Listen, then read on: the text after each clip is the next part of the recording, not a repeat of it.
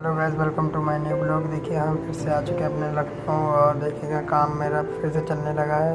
तो देखिएगा मैं मसाला बना चुका हूँ, गैली में लग चुकी। तो मसाला बनाते बनाते मुझे बहुत पसीना आ गया था, बहुत पसीना बह रहा था। तो देखिएगा मैंने मसाला बना लिया है और इसमें टाइल लगेगी, ये गैलरी में लगेगी। तो उस वाले कमरे में लग चुकी है, देखिए वहाँ तक की टाइलें लग चुकी है मेरी और इसमें लगानी है। 2-3 दिनों से काम चल रहा, तो देखिएगा मैं टाइल लगा रहा हूँ।